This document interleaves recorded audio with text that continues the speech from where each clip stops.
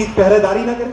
آج رات ہی تاجر یہاں پر اپنے مال کے ساتھ، چلو دونوں چوکیداری کرتے ہیں ان کی۔ عبد الرحمن نے کہا کہ اور کیا بات اچھی ہو سکتی ہے؟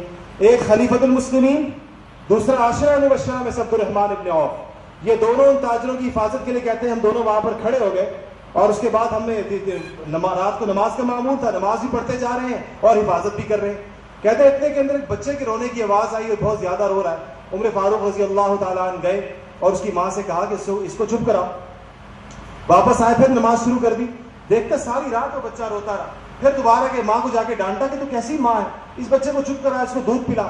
کہنے لگی نہیں یہ تو اس کو دودھ نہیں پلا سکتی، میں اس کو یہ کھلانا چاہ رہی ہوں، کوئی چیزیں کھا نہیں رہا، تو دودھ پلاؤ۔ کہا نہیں دودھ تو نہیں پلاتی۔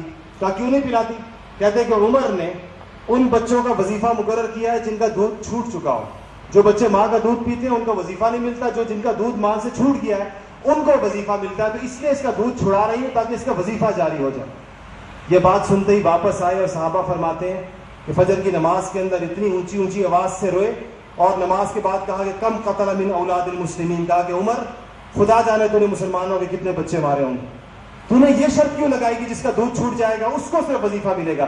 کہا کہ منادی سے کہا کھڑا ہو جائے، آواز لگا، جو بچہ جس دن پیدا ہو جائے گا اس دن سے اس کو وظیفہ ملے گا۔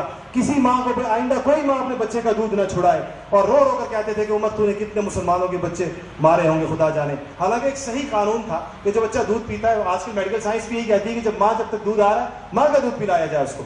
لیکن اس میں عرض کرنے کا اس قصے مقصد یہ تھا کہ خود خلیفۃ المسلمین ان کی تجارت کے تاجروں کی حفاظت کے لیے خود وہاں پر موجود ہیں، اور ان کے ساتھ اپنے ساتھ عبد الرحمن ابن عوف کو لے کر گئے۔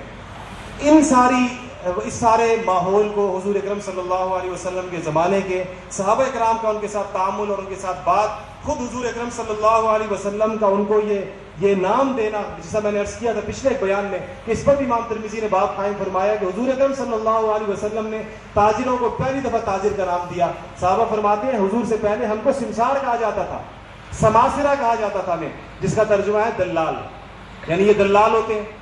تو کہا کہ حضور اکرم صلی اللہ علیہ وسلم نے ہمیں سب سے پہلے کہا کہ یا معاشر التجار، اے تاجروں، اور کہا ایک اور اس کے اوپر شراح نے یہ لکھا ہے کہ تاجر اس لیے فرمایا، خطابی نے لکھا ہے اس کے بارے میں کہ تجارت کے لفظ کو قرآن پاک کے اندر سارا اچھے معنوں کے اندر هل ادلکم علی تجارت تنجیکم من عذاب اللہ، تجارت لن تبور، اور اللہ تعالیٰ ان اللہ اشتری من المؤمنین انفسهم واموالهم، کہ جہاں پر خرید و فروخت کا، تجارت کا ذکر قرآن پاک میں آیا ہے، اچھے معنوں کے اندر آیا ہے، مثبت معنوں میں اس میں استعمال ہوا ہے، اسی لیے حضور اکرم صلی اللہ علیہ وسلم نے ان کو تاجر کا نام دیا ہے۔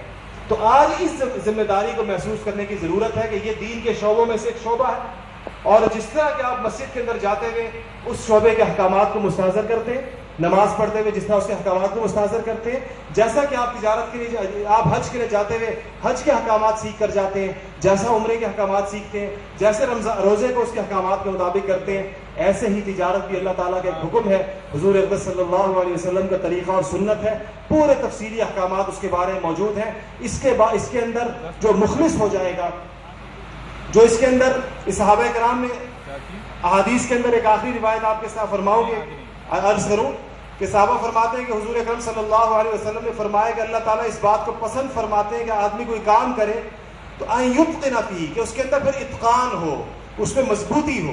اس کی تفصیل حدیث کی تفصیل میں شراح نے لکھا ہے کہ جو کام بھی کرے، تجارت کرے یا کوئی اور کام کرے، اس کے اندر اخلاص ہونا چاہیے، اس کے اندر مواظبت ہونی چاہیے، اس کے اندر ٹال مٹول نہیں ہونی چاہیے، اس کے اندر فیصلے درست ہونے چاہیے، اس کے اندر جو ہے تفانی فی الامور، یعنی اس کے اندر اس کو پورا اپنے آپ کو جھونکنا چاہیے، پوری سے محنت کرنی چاہیے، اور آخر کے اندر لکھا ہے کہ سلع ضارہ نہیں ہونی چاہیے، خراب پروڈکٹس مارکیٹ کے اندر نہیں لانی چاہیے۔ سلع ضارہ کا مطلب یہ ہے کہ فضول قسم کی پروڈکٹس جو ہیں وہ مارکیٹ کے اندر لانچ نہیں کرنی چاہیے۔ احادیث سے شروع نے آج سے سینکڑوں سال پہلے یہ نکات برآمد کی حضور اکرم صلی اللہ علیہ وسلم کی تعلیمات سے۔ تو اس طرح کی ساری چیزیں سیرت کے اندر موجود ہیں۔